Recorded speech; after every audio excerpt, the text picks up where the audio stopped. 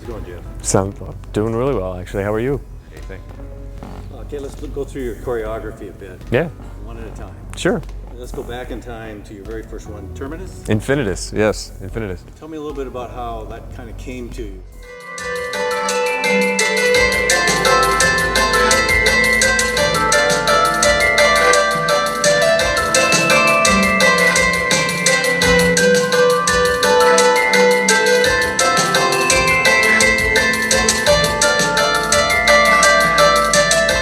About 2 weeks out to the season actually beginning, I got a call from Betsy and Steven to come into the office, and they had offered it on the table to do a piece for that first show, which was the 20th anniversary for the season, so it was a huge bill, really. Quite the honor, quite the terrifying honor at the same time, because I knew that I had to compete with pieces like Emeralds and Paquita and also one of Betsy's homegrown pieces. So I wanted to do something for the show that was exciting, that really showed the new age kind of choreography that's out there, along with what I was able to do. But everything that I do for this company, I also think and take into account what our budget and also who's dancing with us, who's here, so that we can make something really personal. And I got lucky with that piece.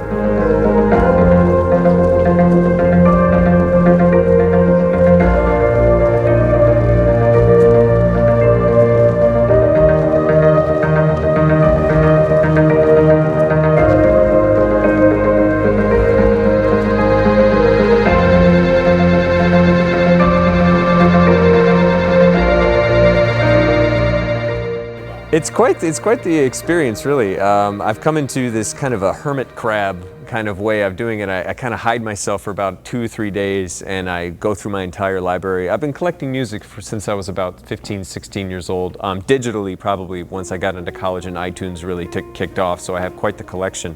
Then I'm always accepting things from people when they say, oh, I've got a great piece of music and I'd like you to listen to it. So I kind of went back through my files and just found a piece, and usually what I do is I start with a pretty vague, big open topic, then I try to narrow it down with music. I look at the way I think it sounds, the way I think it balances, but there's always kind of a part of me that is not fully set in it until I start putting movement on it. So I look for things like just a kind of interesting idea with music and stacking it together. Nothing really too serious, just something that's cool and fun. And once I get to the movement process, then I start to see if it's actually going to work.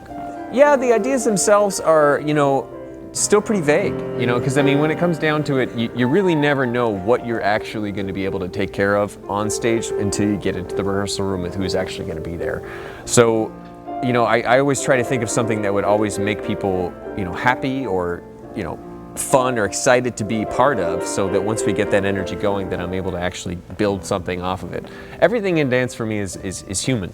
An idea is an idea, but a human idea is one of those things where you never really know how humans really going to react to whatever you're telling them to do. So it's a lot of give and take when you're doing choreography like this, because you have to try to release the person or people that are out there doing your stuff and make them feel like it really came from them and generated from them, even though on the side it was really your idea to begin with.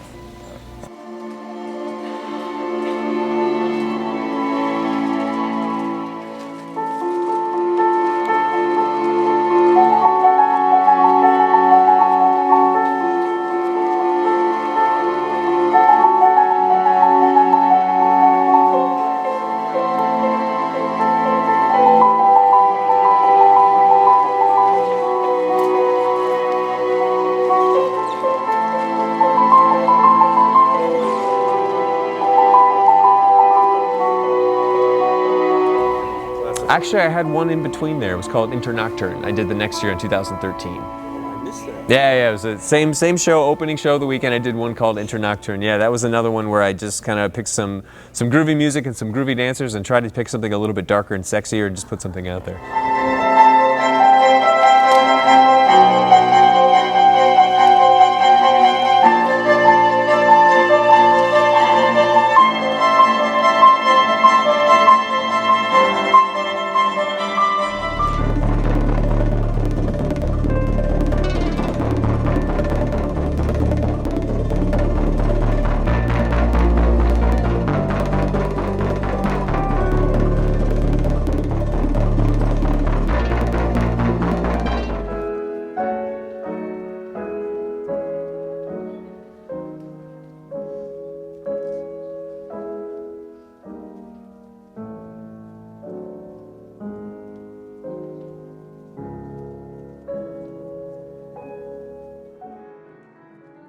I wanted to challenge myself in that one to be able to do two different things. I think that today's choreographers, to really be successful, it's not just going out there and creating something, great. And there's a lot of people out there that can do that, but it's doing it within the parameters of time and then money, and budget, dancers, costumes, all of the other things, and still be able to come out there with something unique. And in that challenge, I wanted to do two different things because I had two different ideas at the same time that were very different, and I couldn't choose between them. So I kind of begged to be able to do both of them.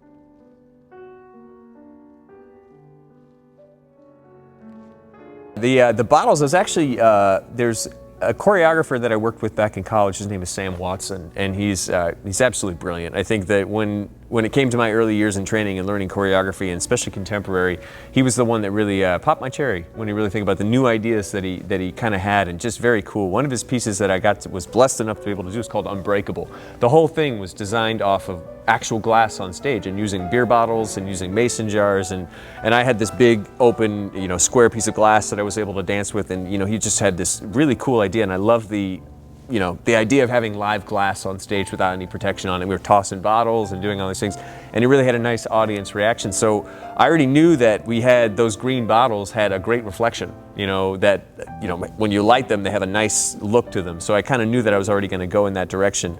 But the piece itself actually started out as a comedy, and it started out as something really funny that once I started seeing the choreography and the original music that was a Duke Ellington score, it wasn't funny. It ended up, kind of ended up a little depressing, and I kind of just went with it. I figured that the music wasn't going to give me enough, push on the depression side of it, because I kind of went into the opposite of what you hear about the Rolling 20s, which is the actual depression and alcoholism of that time era, more so than it actually was the jazz and the party time. But a lot of fortunes lost, a lot of bad things happened back then too.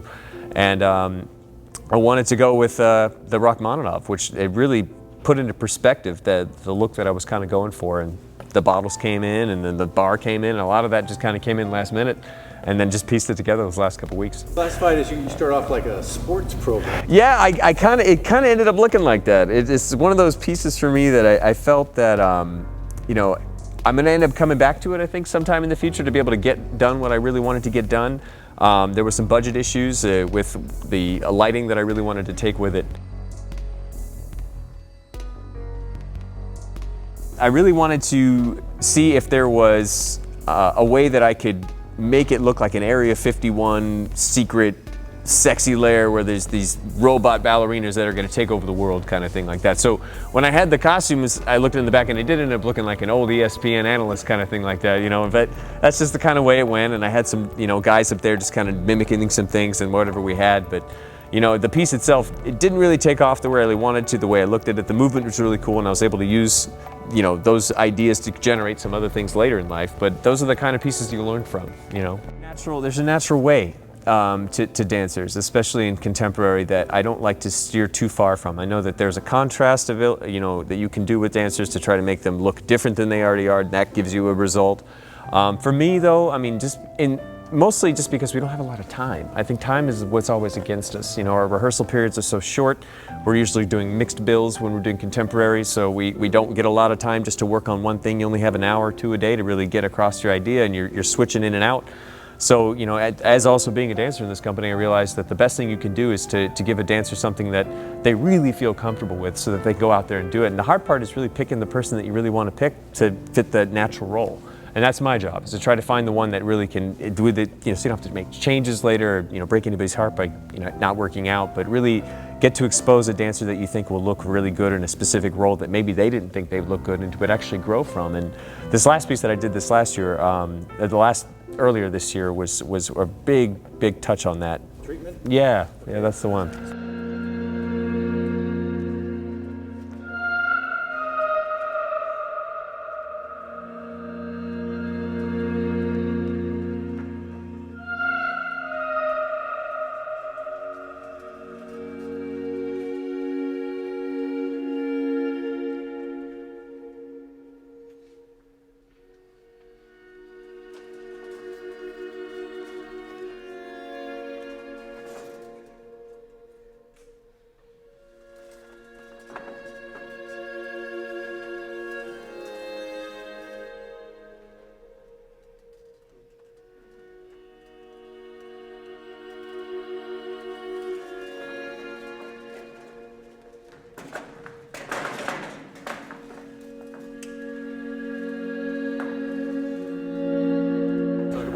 treatment was one of those the ones that kind of slapped me in the face as far as an idea that as far as like a preemptive idea that I really stuck with and didn't want to stray from, but I idealized it all the way through from the summer up until when I actually set the piece, more so than I've done before. Usually I kind of come in with a vaguer idea and build it as it goes. With this one, I was like very specific on what I was looking for, including the people that I was involving with the piece specifically.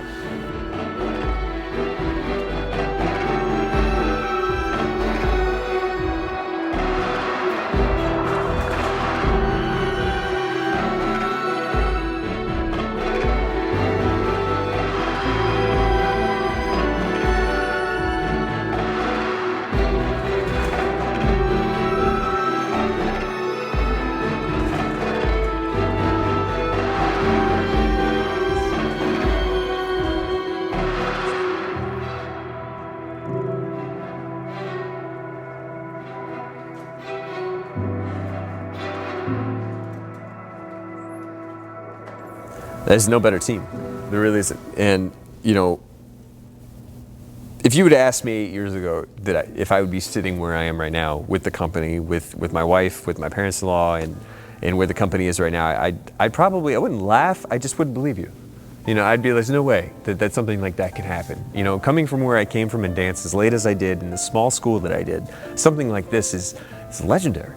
You know, to be able to go this far even, you know, and to know that we are so tight and so collected and have such great people that work with us on the board, great dancers, great choreography. I mean, we have a great system here, we really do. And especially since I've seen other systems and how unsuccessful they can be, especially in town. And to know that it's only gonna go up, it's only gonna keep getting bigger and better, and that we're just gonna keep driving it together, and that it's my family.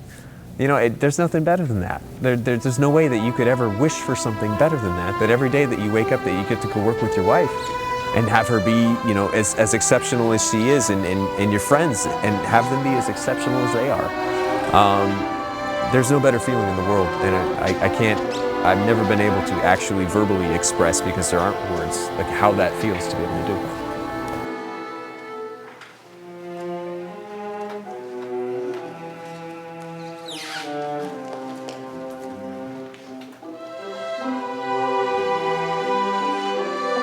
You're teaching a lot too, right? Sure, yeah. So, as far as teaching goes, what works?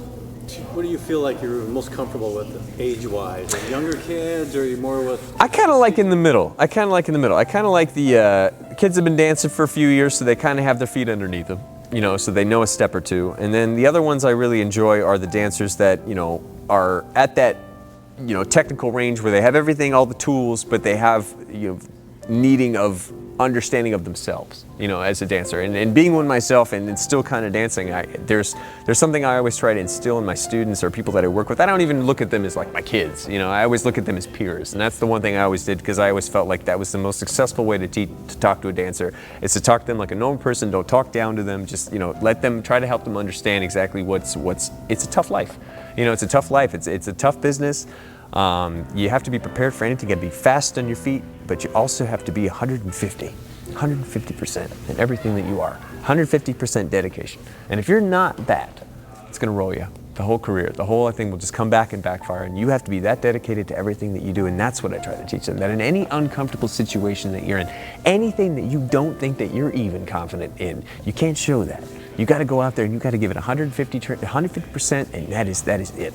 And that's why I like that mid-range of people. It's the people that are just about to get there.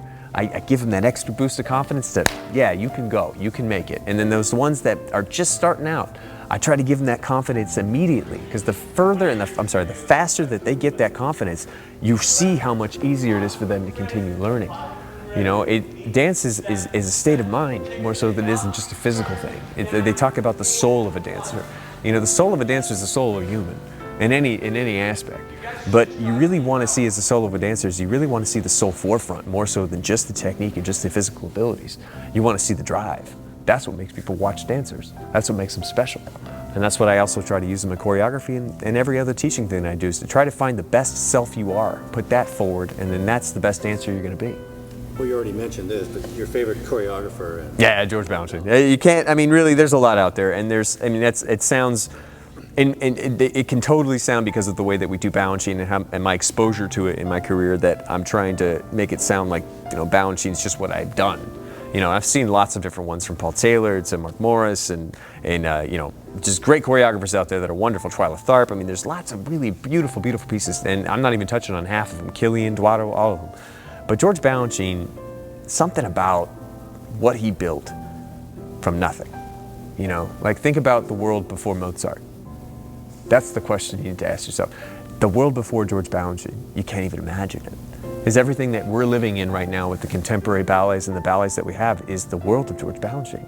There's only a few people that you can honestly say in certain situations of art that came along and did something, that it changed the world so that it's almost like somebody just turned on the light switch, and that's just the way it is now.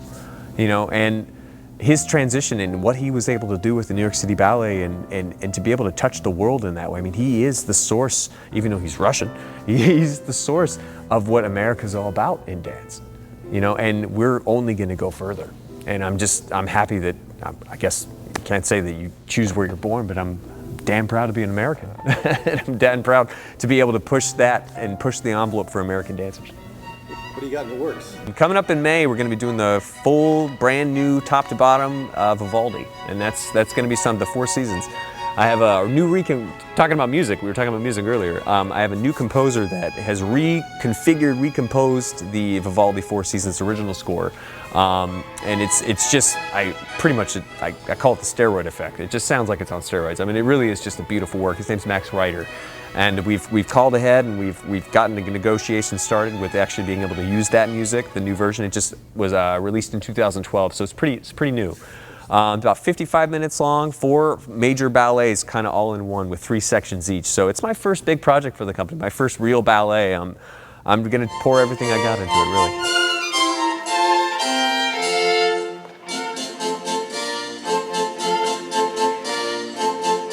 The pieces in these things come together slowly, especially with the size and the scope of actually being blessed enough to have kind of half a show for City Ballet. Everything that I've built up into this point has been an incorporation of a final mixed bill, so I always try to keep into account what the other pieces are, other things like that, trying to think of the audience's happiness, really, of what, you know, variety they'd like to see, so they're not seeing repetitive pieces. One of the things I can, you know, not criticize about other performances that I've seen from other professional companies is that some things tend to be the same, especially in contemporary. You'll see the same 4 pieces even though they're done by 4 different choreographers. So I try to pick what's in the piece and try to divert some different types of energy. For this kind of piece, having half a show to yourself, you get freedom. You know, you get the open freedom, but in the end, there's a risk in that, to really be able to take an audience in a different direction and really, you know, do the job, call the choreographer job, do the actual job, to take you from top to bottom, from the when that curtain goes up to the curtain come down. That's my time, and to be able to take you on some sort of journey. I haven't really said it yet. I'm hoping that this little Christmas vacation that we get off for the next month will give me a chance to go up to this lovely cabin outside Big Bear, California with my wife and my dogs, and sit up there and really try to see what the seasons really means to me.